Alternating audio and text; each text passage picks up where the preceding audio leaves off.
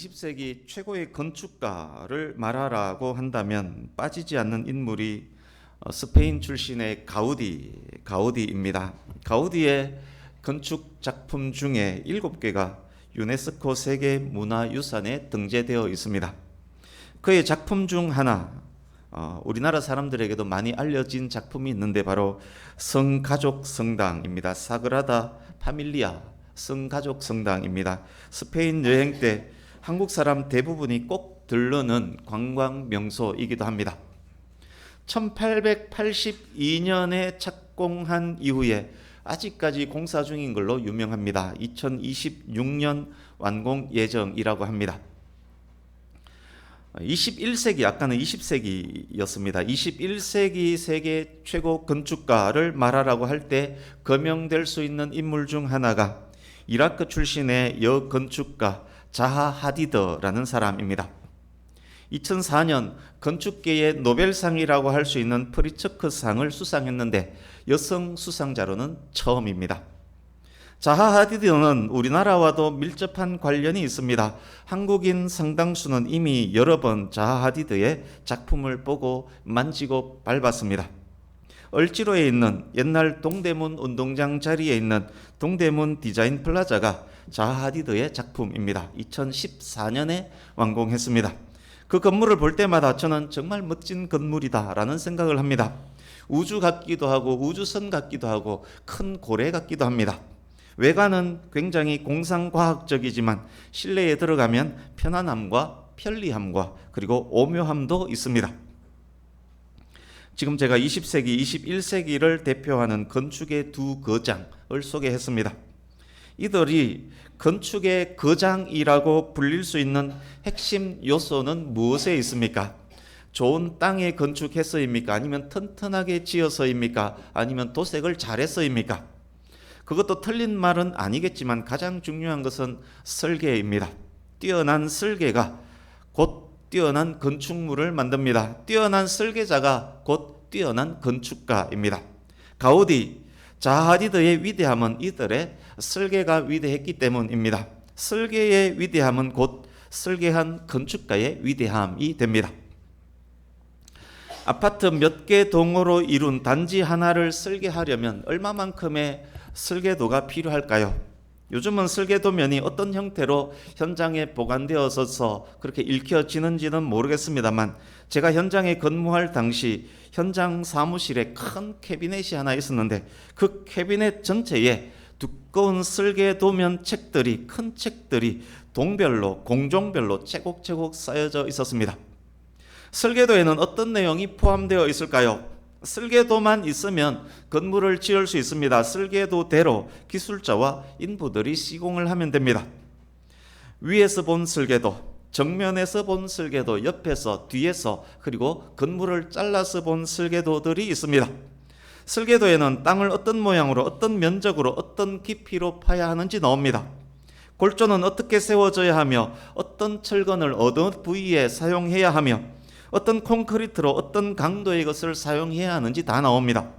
입구는 어떤 모양이고 계단은 어떻게 할 것이며 경비실은 어디에 어느 크기로 만들 것이며 주차장은 지하에 몇 대, 지상에 몇 대 규모로 할 것이며 배관은 뭘로 하고 전기선은 어떤 것을 쓸 것이며 어떤 등기구를 달 것이며 스위치는 무엇으로 할 것이고 창호는 어떤 모양, 어떤 색, 어떤 두께로 정원은 어디에 어떻게 꾸미며 무슨 나무로 몇 그루를 어디에 심을 것인지 조형물은 어디에 어떤 재질의 무슨 모양으로 할 것인지 어떤 타일, 어떤 모양의 화장실을 꾸밀 것인지 벽지는 뭘로 바르고 초인종은 뭘로 할 것이며 외벽 도색은 어떤 색, 어떤 모양으로 할 것인지 등등등등 전부 다 나옵니다. 세부적인 것까지 다 나옵니다. 그러니 아파트 한 동 짓는데 그 많은 설계도, 두꺼운 책들, 많은 설계도가 필요한 것입니다. 본문 설명을 위해서 미리 확인할 말씀도 하나 있습니다. 역대상 표시해 두시고 출애굽기 25장으로 가보겠습니다. 구약성경 120페이지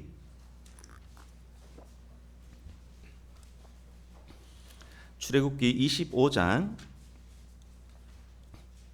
8절 9절을 같이 읽어보겠습니다. 출애굽기 25장 8절 9절 같이 읽습니다. 시작. 내가 그들 중에 거할 성소를 그들이 나를 위하여 짓되 무릇 내가 네게 보이는 모양대로 장막을 짓고 기구들도 그 모양을 따라 지을지니라. 아멘. 모세가 시내산에서 40일 동안 있을 때 하나님께서 하신 말씀입니다. 내가 그들 중에 거할 성소, 장막은 성막을 말함입니다. 이동식 처소 성막을 말함입니다. 하나님께서 모세에게 하나님의 집 성막을 지어라 라고 명령을 하십니다. 짓게 될 성막의 모양을 보여주시고 그 모양대로 지어라 라고 하셨습니다. 모양대로로 번역된 원어는 구조, 모형, 형상을 의미하는 단어 타버니트라는 단어입니다. 타버니트라는 단어입니다. 이제 40절도 읽습니다. 25장 40절. 출애굽기 25장 40절 시작. 너는 삼가 이 산에서 내게 보인 양식대로 할지니라. 아멘. 양식대로로 번역된 원어도 방금 말씀드렸던 타버니트입니다. 하나님께서 모세에게 성막을 지어라 라고 명령하시면서 어떤 모양으로 어떤 크기로 무슨 재질로 어떻게 만들어야 하는지 구조, 모형, 형상을 미리 보여주신 것입니다. 에스겔 성전도 나오는데 에스겔의 환상 속 성전도 하나님께서 이런 방식으로 보여주셨습니다. 에스겔은 하나님께서 보여주신 것들을 눈으로 볼 수 있는 형태로 옮겨서 기록을 합니다. 이제 신명기 32장으로 가보겠습니다. 뒤로 조금 더 가시면 됩니다. 구약성경 312페이지.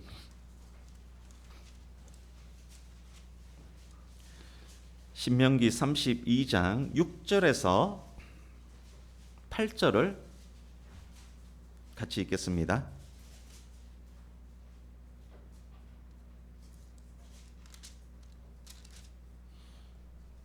신명기 32장 6절에서 8절이 아니고 잠깐만요. 너는 강하고 담대하라 한번 찾아주시겠습니까?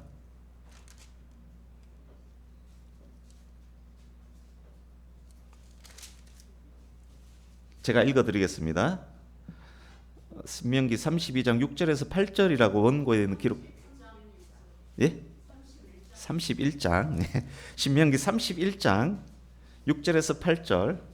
오늘 제가 실수를 한두 번 합니다. 신명기 31장 6절에서 8절을 같이 읽습니다. 시작. 너희는 강하고 담대하라. 두려워하지 말라. 그들 앞에서 떨지 말라. 이는 내 하나님 여호와 그가 너와 함께 가시며 결코 너를 떠나지 아니하시며 버리지 아니하실 것임이라 하고 모세가 여호수아를 불러 온 이스라엘의 목전에서 그에게 이르되 너는 강하고 담대하라. 너는 이 백성을 거느리고 여호와께서 그들의 조상에게 주리라고 맹세하신 땅에 들어가서 그들에게 그 땅을 차지하게 하라. 그리하면 여호와 그가 내 앞에서 가시며 너와 함께 하사 너를 떠나지 아니하시며 버리지 아니하시리니 너는 두려워하지 말라. 놀라지 말라. 아멘. 출애굽 2세대들이 약속의 땅 가나안을 눈앞에 두고 있습니다. 가나안 땅에 들어감을 허락받지 못한 모세가 출애굽 2세대들에게 말합니다. 강하고 담대하라. 떨지 말라. 하나님께서 너희들과 함께 하신다. 그리고 나서 모든 이스라엘 앞에서 특별히 차기 지도자 여호수아를 불러 세워놓고 또 말합니다. 강하고 담대하라. 이 백성을 이끌고 가나안을 점령하라. 두려워하지 말라. 놀라지 말라. 하나님께서 여호수아 너와 함께 하신다. 그러니까 방금 읽었던 이 출애굽기 그리고 신명기 안에 성막과 모세와 여호수아 그리고 여호수아에게 주어진 사명의 관계가 있습니다. 이 관계가 오늘 본문 역대상 28장에서 성전과 다윗과 솔로몬에게 주어진 사명의 관계에 그대로 다시 드러나고 있습니다. 그래서 이해하실 때 모세, 여호수아 그리고 성전 그리고 가나안 점령을 위해서 여호수아에게 주신 사명 이것과 연계해서 오늘 본문 말씀을 이해하시면 아마 더 도움이 될 것입니다. 기억하시고 이제 본문으로 가겠습니다.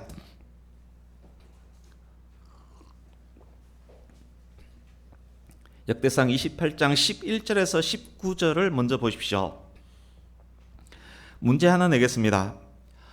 이 안에 가장 많이 반복된 단어가 하나 있습니다. 여호와 하나님, 다윗, 솔로몬, 금, 은, 기구 등등 단락 특성상 반복되는 단어를 제외하고 가장 많이 반복되는 단어가 하나 있습니다. 본문에서 가장 중요한 단어입니다. 무엇일 것 같습니까? 눈치가 빠른 분이라면, 네? 지금까지 나눈 내용들을 생각하면, 네, 설계도 눈치가 빠릅니다. 11절의 설계도를, 12절의 설계도를, 18절의 설계도대로, 19절 설계를 단락의 처음과 끝 부분에 그리고 각각 2번씩 총 4번이 반복되어 있습니다. 그만큼 중요하기 때문입니다. 설계도로 번역된 원어가 아까 성막 부분에서 확인했었던 모양대로 양식대로로 번역되었던 타버니트라는 단어입니다. 하나님께서 모세에게 보여주신 그 모양은, 그러니까 성막의 오늘 말씀을 거기에 대입하면 하나님께서 모세에게 보여주신 모양은 성막의 설계도였던 것입니다. 에스겔 선지자가 이스라엘 족속에게 보여주었던 것 역시 성전의 설계도였던 것입니다. 이제 기억하시고 본문을 한 절씩 간략하게 확인을 해 들어가겠습니다. 11절, 다윗이 아들 솔로몬에게 성전의 현관과 부속 건물들과 다락방과 내실, 골방으로 번역된 것이 내실을 의미합니다. 다락방과 내실들과 속죄소의 설계도를 줍니다.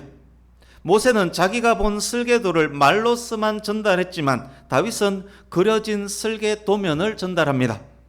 모세는 직접 자기가 본 설계도대로 자기가 성막 건축을 마치지만 다윗은 자기가 죽고 난 이후에 성전 건축이 시작될 것이기 때문에 책으로 만들어진 설계도면이 필요했던 것입니다. 그래서 모세는 설계도면이 없었지만 지금 다윗은 설계도면, 그것을 아들에게 전달합니다. 이 설계도는 누가 그린 것일까요? 이제 12절 보십시오. 성전의 마당과 성전 사면에 있는 모든 방들과 성전 안의 창고와 성물을 보관하는 창고의 설계도도 줍니다. 이 설계도 전체의 근원이 어디로부터입니까? 영감으로 받은 모든 것. 영감으로 번역된 원어는 성령을 의미하는 단어 루하흐입니다. 다윗이 갖고 있는 설계도는 성령으로부터 온 것입니다. 하나님께서 가르쳐 주신 대로 그려진 설계도, 설계도면은 도대체 누가 그린 것입니까? 이제 13절 보십시오. 이 설계도에는 제사장과 레위인의 조직을 어떻게 편성할 것인지에 대해서도, 예배는 어떻게 드리며 예배 때 사용하는 기구에 대한 설명도 기재가 되어 있습니다. 이제 14절에서 18절 보십시오. 생소한 단어, 어려운 단어들, 잘 이해가 안 되는 부분들에 대한 설명을 길게 하는 것을 생략하기 위해서 이 부분을 제가 메시지 성경으로 다시 읽어 드리려고 합니다. 그러니까 14절에서 18절을 눈으로 읽으시면서 제가 읽어드리는 메시지 성경 번역을 들으시면 되겠습니다. 아, 이게 그 말이구나, 그 정도의 이해만 할 수 있으면 됩니다. 제가 읽겠습니다. 금, 은 등잔대와 등잔, 거룩하게 구별된 빵을 차릴 상, 금 갈고리와 대접과 병, 분향단 등 예배에 사용할 각 기구에 금과 은이 얼마나 필요한지에 대해서도 구체적으로 일러주었다. 그는 또 하나님의 언약궤 위로 날개를 펼친 그룹들을 조각할 도면도 주었다. 14절에서 18절은 이런 내용입니다. 이 설계도 안에는 용도별로 어떤 크기로, 어떤 재질로, 어떤 무게만큼 어떻게 제작하는지 세부적으로 그려져 있었습니다. 설계도면 보면 법례가 있고, 그리고 설계도에 따르는 시방서가 있는데 법례와 시방서 기능까지 포함되어 있는 그런 설계도였다는 말씀입니다.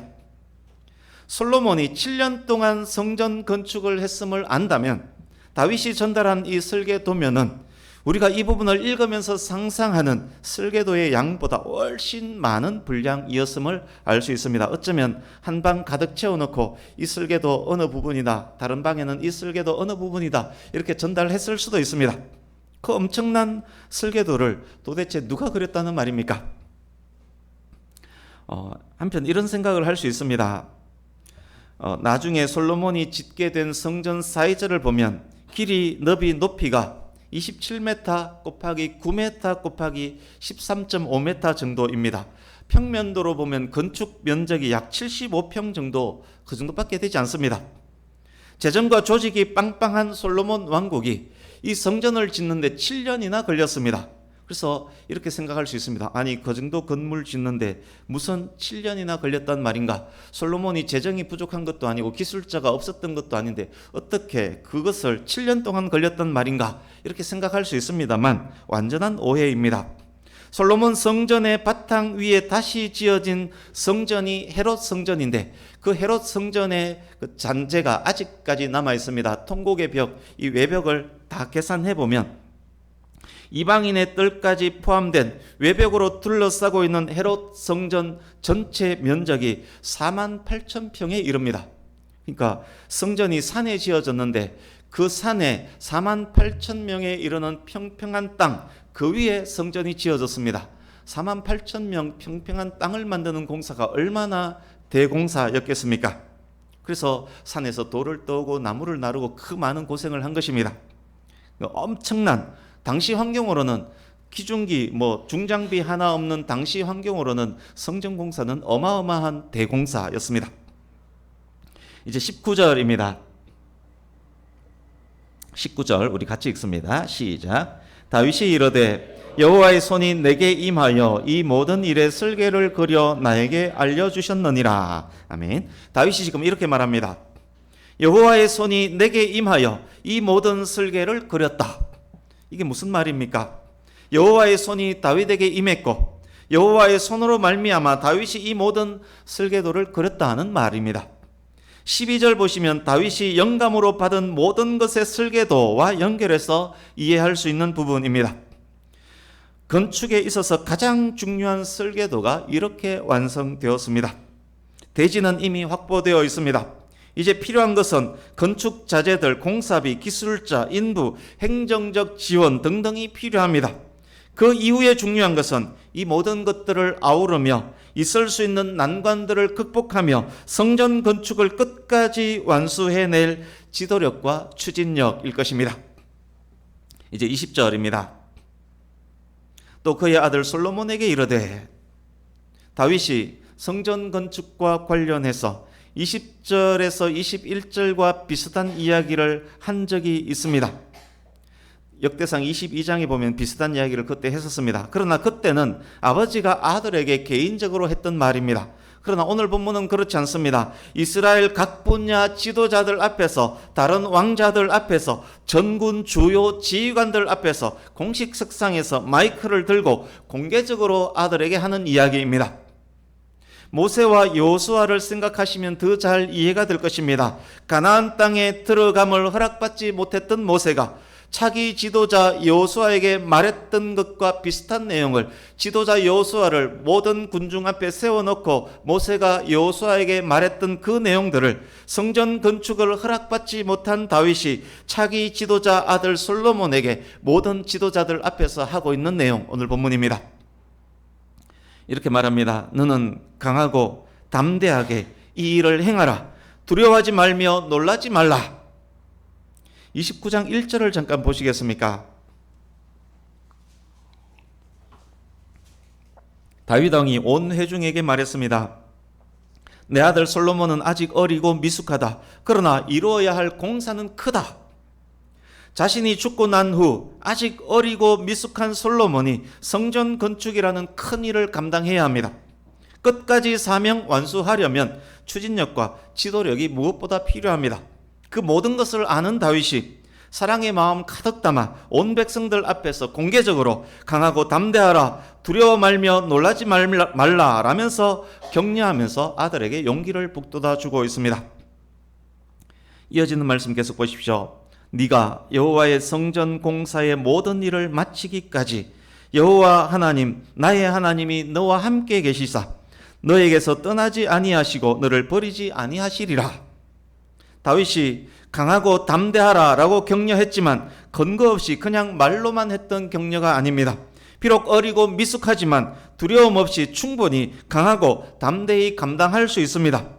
솔로몬에게 주어진 사명이 하나님의 집 건축, 성전 건축입니다. 성전 건축은 하나님의 뜻에 의해서 솔로몬에게 맡겨진 일입니다. 솔로몬이 하나님의 일을 하매 하나님께서 함께 하십니다. 사명자는 죽지 않습니다. 사명 감당할 때까지 하나님께서 함께 하십니다. 다윗이 주신 사명을 감당하는 내내 하나님께서 다윗과 함께 하셨던 것처럼, 하나님께서 함께 하심으로 다윗이 강성하였던 것처럼, 다윗과 함께 하셨던 그 하나님께서 솔로몬과도 함께 하실 것입니다. 솔로몬은 아버지 다윗과 함께 하셨던 하나님을 직접 목도했기 때문에 아버지의 말이 더욱 와 닿았을 것입니다. 다윗도 솔로몬도 하나님께서 함께 하심을 확신합니다. 임마누엘 하나님으로 말미암아 솔로몬은 강하고 담대할 수 있습니다. 이제 21절로 들어갈 텐데 21절 말씀 드리기 전에 먼저 29장 2절에서 4절을 보십시오. 다윗이 왕으로 있는 동안 성전 건축을 위한 재정과 자재를 많이 확보해 두었습니다. 4절에 보시면 금 3,000달란트를 준비해 두었다라고 다윗이 말합니다.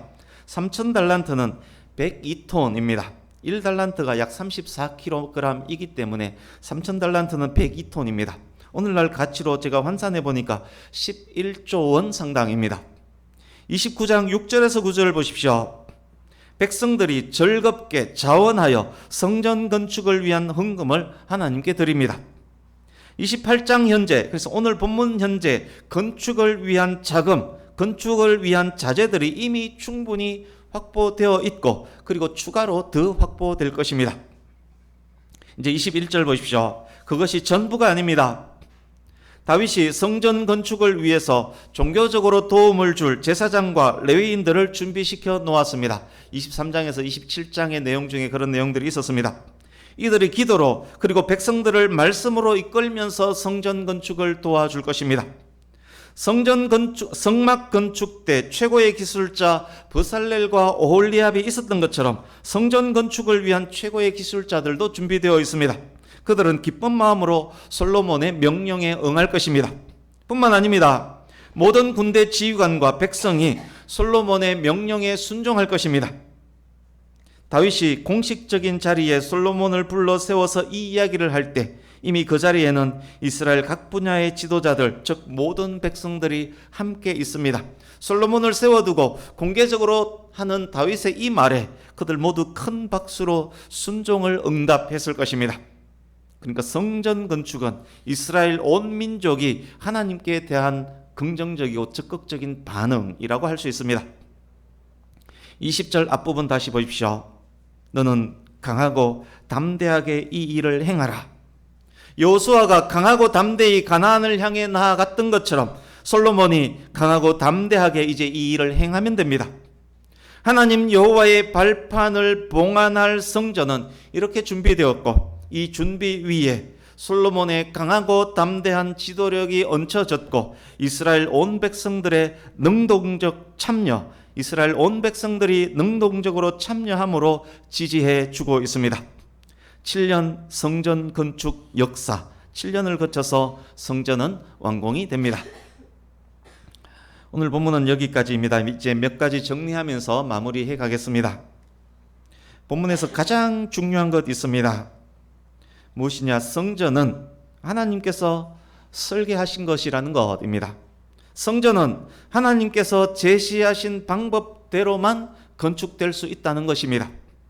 지난주 말씀을 통해서 신약의 성도들이 곧 성전임을 확인했습니다. 우리가 어떻게 성전이 될 수 있습니까? 우리가 어떤 방법을 통해서 구원을 얻을 수 있습니까? 내 생각에 옳다 여겨지는 방법이면 됩니까? 세상의 종교, 철학, 학문을 쫓아가면 구원에 이를 수 있습니까? 사람들 보기에 착하게 바르게 살기만 하면 구원을 받을 수 있습니까? 천만의 말씀입니다. 천하 사람 중에 구원을 얻는 다른 이름을 우리에게 주신 일이 없습니다. 우리의 구원은 오직 하나님께서 설계하신 하나님의 방법을 통해서만 가능합니다. 우리의 구원은 참 성전 되신 예수 그리스도를 믿고 예수님을 통해서 하나님께 나아갈 때만 가능합니다. 하나님의 방법 외에는, 다른 방법으로는 우리가 의롭다 얻을 수 있는 방법이 없다는 말씀입니다.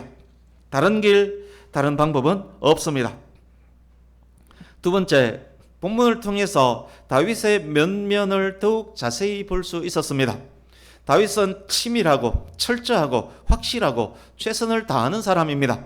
비록 자기에게 허락된 일은 아닐지라도 하나님의 뜻 안에서 할 수 있는 일을 다 하는 사람입니다.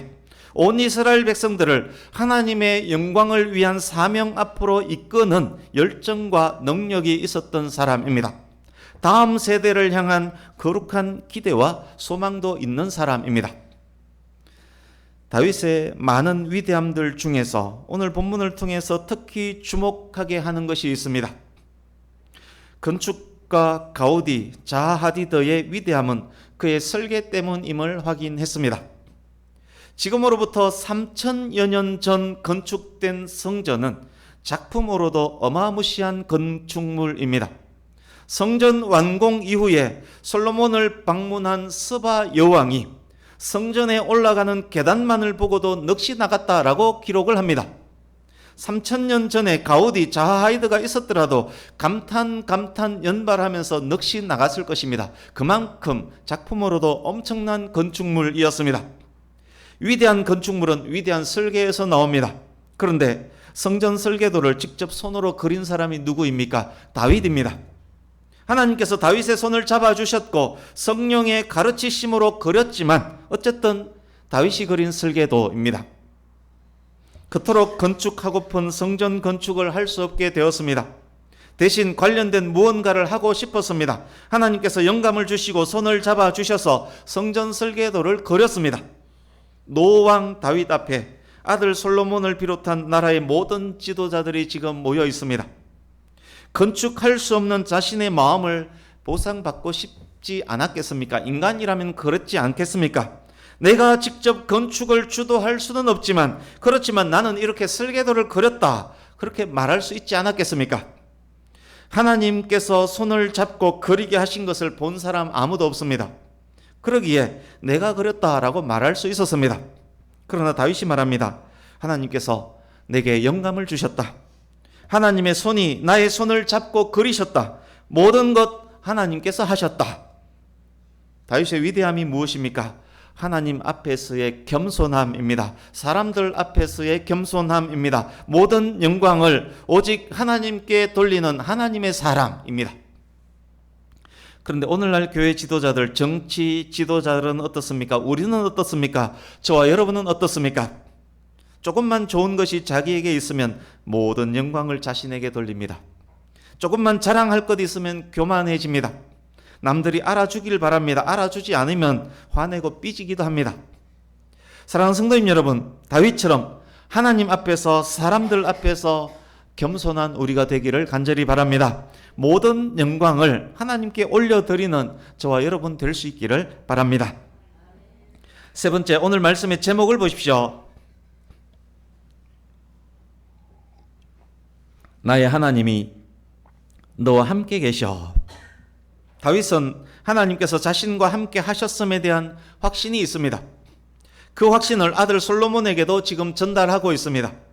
아버지의 말을 들은 솔로몬이 아버지의 하나님께서 자신과도 함께 하심을 확신합니다. 하나님께서 함께 계시기에, 그 확신이 있기에 그 확신을 근거로 다윗이 솔로몬에게 말할 수 있었습니다. 이렇게 말했습니다. 너는 강하고 담대하라. 너는 강하고 담대히 사명을 수행하라. 두려워하지 말고 놀라지 말라. 나의 하나님께서 너와도 함께 하신다. 사랑하는 성도님 여러분, 저와 여러분이 이 땅에서의 삶을 마치는 그날이 되었다라고 가정해 보겠습니다. 우리의 임종을 위해서 자녀들, 손자녀들이 지금 모여 있습니다. 그때 사랑하는 자녀들에게 무슨 말을 하기를 원하십니까? 돈 많이 벌어라, 건강해라, 성공해라, 그런 말 하기를 원하십니까? 죽는 마당에, 빈손으로 왔다가 빈손으로 가는 마당에 마지막 호흡으로 겨우겨우 하는 말이 그런 말이기를 원하십니까? 나의 하나님이 내 아들 너와도 함께 하신다. 나의 하나님이 내 딸 너와도 함께 하신다. 그러니 너는 강하고 담대하게 하나님께서 주신 사명을 감당하라. 후손을 향한 우리의 마지막 말도 이런 말이 되기를 원합니다. 여러분, 누가 진심으로 그런 말을 할 수 있겠습니까? 삶으로 하나님께서 함께 하심을 보여주었던 부모만이 할 수 있는 말입니다. 이 말이 어떤 자녀에게 효력을 더욱 발휘할 수 있겠습니까? 부모의 실제 삶이 하나님과 동행했음을 아는, 그것을 본 자녀들에게 이 말이 더욱 효력이 있을 것입니다. 삶은 엉망으로 살면서, 삶은 개망나니처럼 살면서, 그래도 집사라고 장로라고 죽으면서 하나님께서 너와 함께 하신다, 이런 말을 자녀들에게 한다면 자녀들은 오히려 하나님을 떠날지도 모릅니다. 하나님과 함께 하심을 자녀들에게 보여주는 삶을 살았던 사람이 이런 말을 하면 그 자녀도 그대로 부모를 닮게 될 것입니다. 저와 여러분의 남은 삶이 하나님께서 우리와 함께 행하고 계심을 산 위의 동네가 숨겨질 수 없듯이 객관적으로도 보여주는 그런 삶이기를 간절히 바랍니다. 우리가 이 사명을 수행하는 동안에 하나님께서 떠나시지도 버리시지도 않을 것입니다. 그래서 사명자는 사명 완수할 때까지 죽지 않는 것입니다. 우리 주보 오른쪽 하단에 있는 히브리서 13장 5절 6절을 함께 읽으려고 합니다. 같이 읽습니다. 시작. 돈을 사랑하지 말고 있는 바를 족한 줄로 알아. 그가 친히 말씀하시기를 내가 결코 너희를 버리지 아니하고 너희를 떠나지 아니하리라 하셨느니라.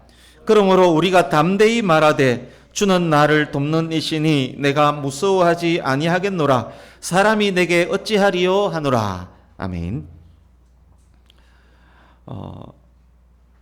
히브리서 기자가 성막과 성전과 모세, 여호수아, 다윗, 솔로몬을 아우르는 말씀, 그 말씀 역대상 28장 20절 말씀을 인용하면서, 그리고 다윗의 시편 118편 6절 말씀도 인용하면서 신약의 모든 성도들에게, 이 시간 저와 여러분들에게 힘과 용기를 북돋워 주고 있습니다. 돈을 사랑하지 말고 있는 바를 족한 줄 알라. 솔로몬이 돈 걱정하지 않았습니까? 성전 건축할 때. 그가 친히 말씀하시기를 내가 결코 너를 버리지 아니하고 떠나지 아니하리라. 사명 완수할 때까지 버리지도 떠나지도 아니하리라 하셨습니다. 그리고 그러니까 하나님께서 나와 함께 하시기 때문에 주는 나를 돕는 이시니 내가 무서워하지 아니하겠노라. 사람이 내게 어찌하리요. 성도의 신앙 고백이어야 할 것입니다. 말씀을 마칩니다. 세상 의지하지 않고, 돈 의지하지 않고, 돈 사랑하지 않고, 오직 하나님을 의지하고 오직 하나님만을 사랑하는 성도님 되시기를 바랍니다. 오직 하나님과 함께 행하는 성도 되시기를 바랍니다. 하나님께서 함께 하심으로 말미암아 무서워하지 않고 강하게 담대하게 하나님께서 우리에게 허락하신 환경들을 주 뜻 안에서 다스리며 승리하는 저와 여러분 되기를 바랍니다. 그렇게 귀하게 복되게 살다가 하나님께서 부르시는 그날에 사랑하는 아들 딸들에게 나의 하나님이 너희와도 함께 하신다, 내 아들 딸아 강하고 담대하라 라는 말을 남기고 영원한 하나님 나라 천국으로 가는 저와 여러분, 참으로 성공한 그런 저와 여러분 될 수 있기를 예수님 이름으로 축복합니다. 아멘. 기도하겠습니다.